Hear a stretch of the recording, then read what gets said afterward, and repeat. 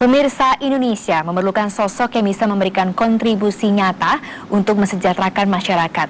Bukan mereka yang kemudian memperkeruh ataupun juga membawa bencana bagi masyarakat kita. Sosok yang dibutuhkan adalah mereka yang tidak mudah mengeluh, mereka yang juga mau terus berjuang untuk memberikan banyak sekali manfaat bagi masyarakat banyak. Itulah sosok yang dicari oleh BNI Syariah melalui program Mutiara Bangsa Berhasanah. Dan salah satunya sudah hadir bersama dengan kita, ada Ibu Kameliati Madran dari Kalimantan Tengah, tepatnya dari Palangkaraya ya Bu? Iya Ibu. Apa kabar? Alhamdulillah baik. Sudah terbang jauh-jauh akan memberikan ceritanya nanti untuk kita. Iya. Didampingi oleh Bapak Kuku Raharjo, General Manager BNI Syariah. Assalamualaikum Pak. Waalaikumsalam. Apa kabar? Alhamdulillah. Ini menarik sekali karena tadi kita sempat ngobrol-ngobrol dan saya dapat informasinya bahwa Ibu adalah seorang peramu obat-obat tradisional. Iya, betul. Memulai dari tahun 2000. Betul. Seperti apa ceritanya Bu Kameliati? Begini, saya itu mengenal obat itu kan dari orang tua saya, ya dari umur 5 tahun aja sudah kenal karena ibu saya sering mengobati orang sakit, membantu orang melahirkan segala macam. Jadi saya dibawa sama ibu saya cari-cari ramuan. Jadi saya tanyakan ini daun apa untuk ini apa, saya tanyakan. Ibu selalu menjelaskan buat saya. Ini untuk ini kegunaan. Kemudian memulai untuk mencari sendiri di tahun 2000 itu. Tahun 2000. Oke. Ya. Bu Kameliati, dari tahun 2000 berjalan sampai 2014. Iya. Saya yakin berarti ada tantangan-tantangannya ya Bu ya? Iya. Apa saja yang Ibu rasakan? Banyak sih tantangannya, terutama seperti lahan kan. Lahan habis sekarang kan hampir punah. Terus kendalanya kalau lahannya sudah punah, ramuannya akan habis, jadi begitu. Jadi sebetulnya tantangan pasti ada. Nanti sebelum Iya. saya balik ke Ibu Kameliati, saya ingin ke Pak Kuku terlebih dahulu. BNI Syariah melalui program Mutiara Bangsa Berhasanah mengambil Ibu Kameliati sebagai salah satu kandidatnya. Apa sih Pak yang Bapak melihat perbedaannya dari masyarakat umumnya? Sebenarnya kalau kita lihat apa yang dilaksanakan oleh Ibu Kamelia ini adalah menemukan kekayaan alam yang sudah ada di Indonesia. Nah, sebagaimana kita ketahui bahwa Indonesia itu kaya akan sumber daya. Yeah. Nah, salah satunya adalah jenis-jenis tanaman yang ada di Kalimantan. Yang kalau kita lihat sebenarnya tanaman-tanaman itu bisa dimanfaatkan sebagai obat-obatan. Nah, mungkin dengan apa yang dilaksanakan oleh Ibu Kamelia sendiri, mudah-mudahan bisa memberikan gambaran bahwa Indonesia itu ternyata punya kekayaan sumber daya yang luar biasa. Bu Kameliati, tadi Pak Kuku meng-highlight sangat indah bahwa ternyata kita punya keanekaragaman yang luar biasa. Sampai hari ini Ibu sudah mendapatkan berapa ragam jenis tanaman yang bisa kita gunakan untuk kesehatan, Bu? Yang bisa untuk obat, mulai dari rumput aja sampai kayu yang besar, iya, yang menjalar maupun berbatang, itu ada 368 kalau nggak salah, atau 67. Saya buat itu, tapi belum saya ketik untuk ini. Saya bikin bukunya rencana gitu, dan foto-fotonya semua ada, cuma belum saya keluarin. Itu seperti apa sih Bu tanamannya? Seperti misalnya tadi saya lihat juga ada sarang semut gitu ya? Iya. Kunyit putih. Kunyit putih. Kemudian? Bawang lembah, bawang dayak itu. Bawang dayak. Iya, pasak bumi, seluang belung, gitu, ginseng dan sebagainya. Dan itu betul-betul Ibu cari satu persatu di hutan. Sampai hari ini bisa menyembuhkan penyakit apa saja, Bu? Ada berapa puluh penyakit yang bisa disembuhkan? Bermacam-macam. Seperti kalau cuma luka biasa, keluar darah atau luka lecet, kasih tawas ut, dia langsung kering. Gitu. Ini sudah berjalan dari Ibu kecil, tahun 2000 Ibu mulai serius menekuni ini dan sampai 2014. Bu Kameliati, kenapa begitu cinta dengan dunia herbal ini? Beginilah Bu, saya yang senangnya dengan herbal. Ibu saya itu kan dulu kalau ada yang menggunakan ajak, beliau kasih ini, kan dulu tuh dapat dikasih emas, piring dengan berasnya, pakaian gitu, terus bisa membantu orang, masyarakat, jadi tidak pernah gitu. Mematok harga sebetulnya, Bu ya. Sampai itu. hari ini juga seperti itu. Saya nggak pernah matukkan harga. Oke. Ini memang mutiara-mutiara seperti ini ya Pak Kukuh ya. Seberapa sulit sih mencari sosok-sosok yang bisa muncul sebagai mutiara, yang tidak kemudian bisa ikhlas melakukan segala hal dengan cinta dan sebagainya? Ya, Salah satunya memang kesulitan kami untuk mendata kandidat-kandidat ini adalah untuk menemukan sosok yang memang memberikan kontribusi secara ikhlas. Karena dasar daripada pemilihan kandidat kami adalah bagaimana orang tersebut memberikan kontribusi tanpa pamrih, baik kepada masyarakat ataupun kepada bangsa dan negara ini. Nah, salah satunya yang seperti yang tadi disampaikan Ibu Camelia ini adalah dia salah satu kandidat untuk Mutiara Bangsa Berhasanah. Baik Pak Kuku, nanti juga saya masih akan tanyakan lebih lanjut lagi, terutama tadi Bu Camelia itu sudah cerita bahwa ternyata ada tantangan-tantangan tersendiri dalam menjalani usaha yang dilakukan sampai 14 tahun ini. Tapi bagaimana cara mengatasinya dan terus tetap berdiri, itulah topik kita. Selesai mengeluh, jangan kemana-mana, kami akan segera kembali saat lagi.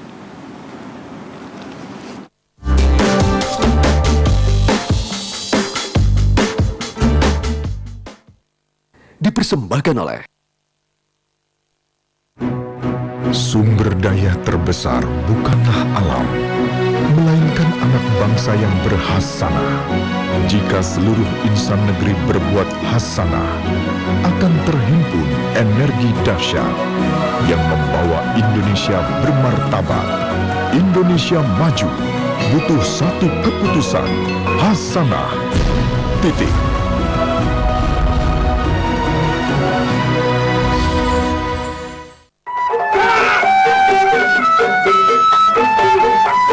Betawi itu adalah cingkrip aslinya dari Remblong.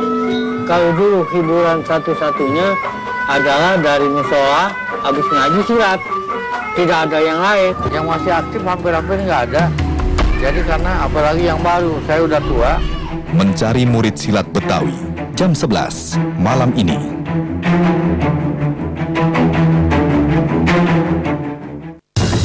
Metro Highlight hadir setiap Sabtu jam 6 sore.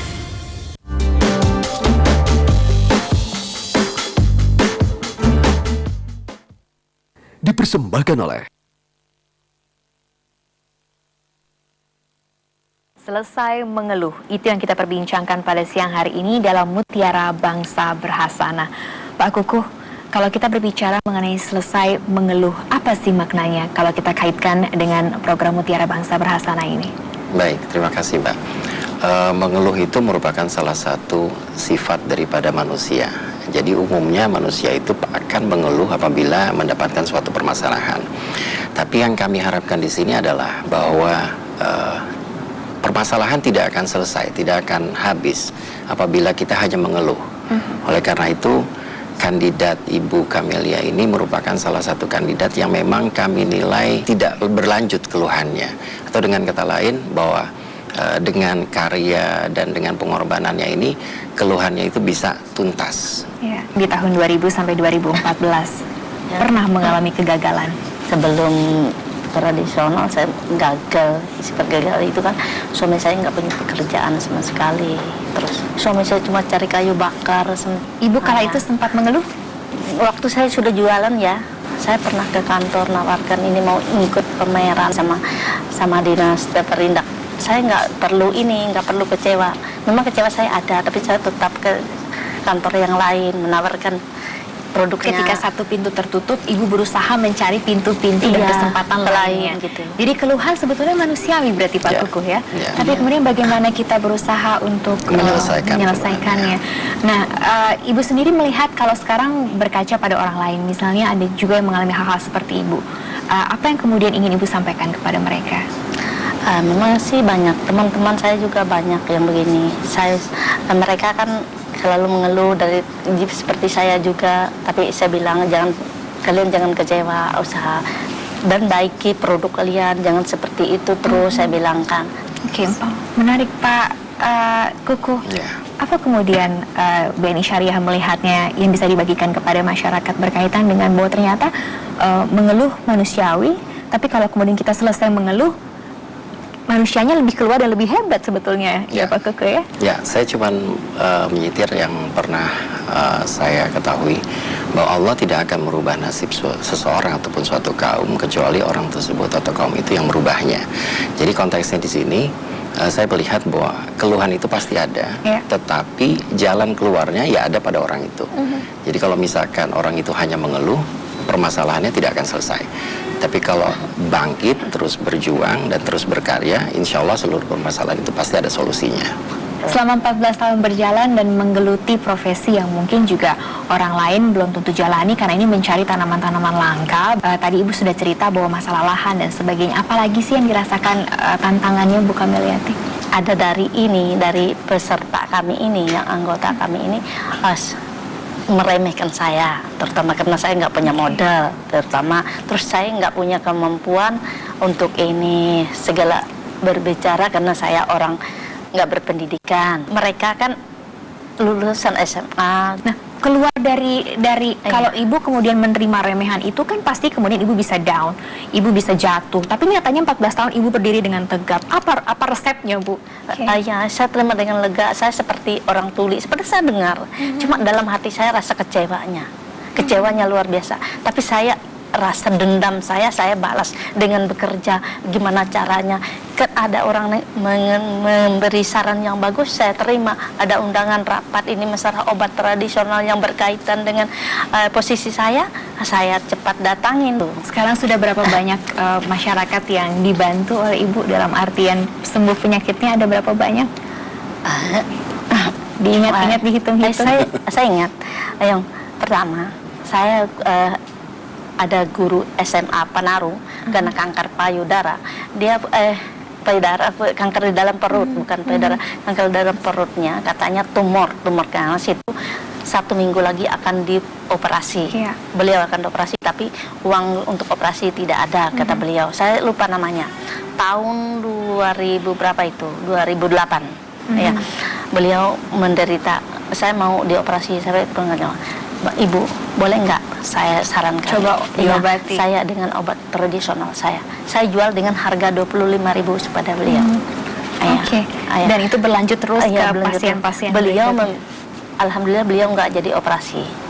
Beliau bilang sama yang teman-teman yang lain. Ini berarti kita bisa lihat bahwa ternyata kalau Bu Kameliati kala itu sudah dicemooh dan ternyata tetap meringkuk, tidak bisa menolong banyak orang kan, Pak. Betul. Dan ternyata dampak itu kan yang ingin dicari oleh Mutiara Bangsa Berhasanah. Betul. Apa yang bisa kita pelajari dari kalau Bapak melihat cerita ini? Kalau saya melihat bahwa keulatan seseorang itu pasti akan memberikan hasil kepada orang tersebut. Jadi sebenarnya apa yang dilakukan oleh Ibu Kameliati banyak sekali kebaikan, dan itu pun juga dirasakan oleh masyarakat. Kalau secara intinya, kalau secara langsung kita lihat apa yang dilakukan itu selain mengobati orang, juga memberikan solusi terhadap permasalahan kesehatan bagi orang itu. Bu Kameliati sendiri tidak menerapkan harga terhadap obat yang diberikan. Itu adalah salah satu bentuk keikhlasan yang memang timbul dan ada dari Ibu Kameliati sendiri. Ya. Pak Kukuh, ini salah satu dari beberapa kandidat yang lain. Ya. Sebetulnya apa sih pentingnya mencari mutiara bangsa yang sehingga kemudian bisa muncul di masyarakat? Arti penting Mutiara Bangsa Berhasanah ini adalah bahwa sebenarnya kalau kita melihat kata-kata hasanah itu kan artinya adalah kebaikan. Jadi sebenarnya kalau masyarakat melakukan kegiatan yang selalu berhasanah, insya Allah bangsa Indonesia itu bisa semakin baik. Karena kata-kata hasanah itu bukan hanya milik satu golongan atau satu kaum, tapi juga bisa dilaksanakan oleh seluruh umat. Jadi seluruh bangsa ini, masyarakat, apabila dia melakukan kegiatan yang berhasanah, kebaikan bagi orang lain, insya Allah kebaikan itu juga bisa dirasakan oleh orang lain. Amin. Itu juga pasti harapan kita masyarakat Indonesia. Kami akan segera kembali sesaat lagi.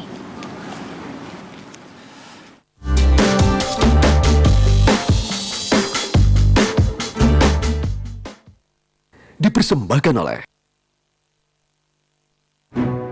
sumber daya terbesar bukanlah alam, melainkan anak bangsa yang berhasanah. Jika seluruh insan negeri berbuat hasanah, akan terhimpun energi dahsyat yang membawa Indonesia bermartabat. Indonesia maju butuh satu keputusan, hasanah. Titik.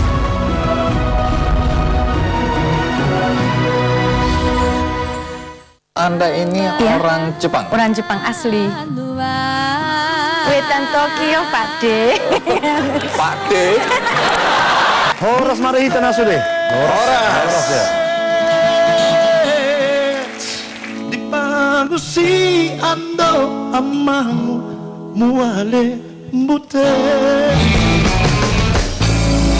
Pakai bahasa Batak juga boleh lah kau lah. Oh, saotik ya, mau lo nenget-nenget ya. Prime Time News, setiap Senin sampai Jumat, live jam 6 sore.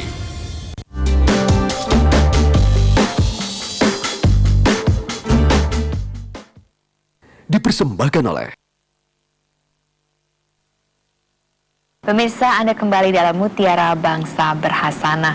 Pak Kukuh, ketika sudah menangkap tanda kutipnya seorang mutiara bangsa dari Kalimantan Tengah ini, apa yang bisa BNI Syariah lakukan untuk membantu? Ternyata potensi mereka luar biasa tingginya, Pak Kukuh, tapi ada beberapa tantangan di sana. Ya, jadi kami melihat ini mungkin tipikalnya hampir sama dengan beberapa kandidat lainnya yang memang setelah kami lakukan wawancara, salah satu permasalahannya adalah masalah untuk pengembangan terhadap usaha yang dilakukan oleh para kandidat ini.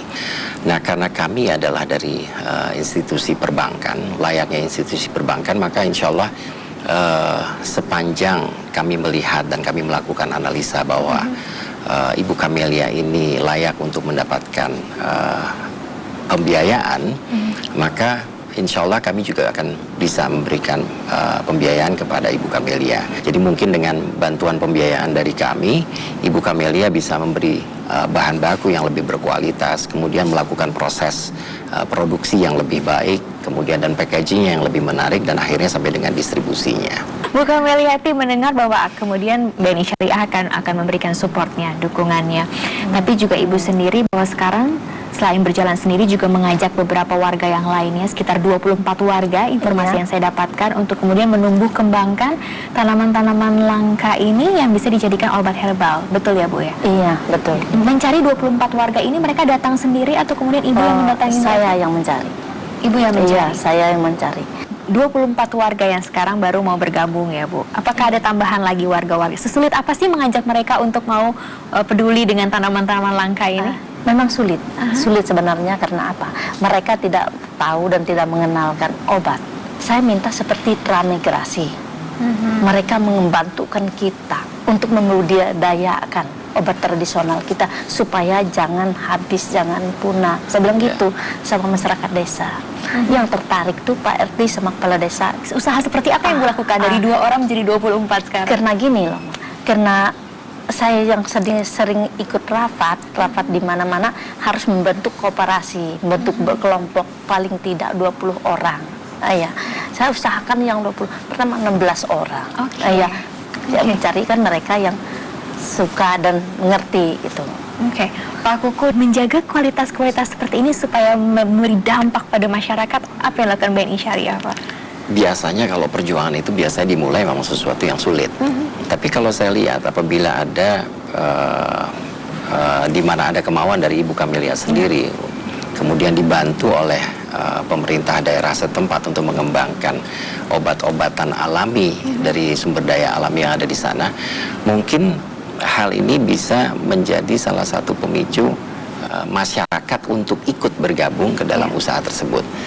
Tapi sebenarnya masyarakat sudah mengenal bahwa herbal itu, khususnya tanaman-tanaman yang ada di Kalimantan sendiri, memang sudah mempunyai manfaat terhadap penyembuhan penyakit. Bu Cameliati, kalau dilihat ini sudah berjalan, bahkan juga sekarang mencoba untuk melebarkan dalam artian mengajak masyarakat juga, merengkuh masyarakat juga. Apa sih feedback yang didapatkan dalam artian, apa sekarang komentar masyarakat sekarang ini terhadap Ibu di daerah sekitar? Memang mereka berkomentar, mereka cuma mendukung dengan kata-kata iya, tetapi tidak ada yang turun mengikuti kemauan saya gitu. Jadi satu orang tidak cukup mendukung ini, BNI Syariah juga katanya akan mendukung lebih lanjut lagi, insya Allah ya Pak Kukuh. Kalau kemudian setelah program ini nanti kan berjalan, mencari kandidat, mencari juga para mutiara bangsa, menggosok mereka lagi supaya lebih berkilau untuk masyarakat. Sebetulnya kedepannya lagi pembinaannya kan seperti apa sih Pak Kukuh? Ada beberapa kandidat yang memang dia mengembangkan usaha, kemudian dia mengajak warga masyarakat, dia memberikan bantuan kepada warga masyarakat, dan akhirnya masyarakat itu tertarik. Nah, pada saat masyarakat itu ingin mengembangkan, pastinya mungkin mereka butuh permodalan untuk usaha dan lain sebagainya. Nah, inilah yang kami lihat Sehingga kedepannya kalau para kandidat itu akhirnya mempunyai konsep untuk mengembangkan masyarakat sekitar, ya mungkin kedepannya Indonesia mungkin bisa lebih menjadi negara yang berhasanah. Mungkin. Ya, itu juga pasti harapan kita semua. Pak Kuku, terima kasih banyak. Ibu Kamelita juga terima kasih. Dan yang pasti juga nanti kita semakin bisa merasakan manfaatnya tanaman langka Indonesia untuk kesehatan masyarakat Indonesia. Pemirsa, demikian Mutiara Bangsa Berhasanah, dan tetaplah terus berhasanah supaya kita selalu dikenang sepanjang masa. Sampai jumpa. Terima kasih banyak, Pak. Bu Kamelita, terima kasih. Ini momen dimana kita...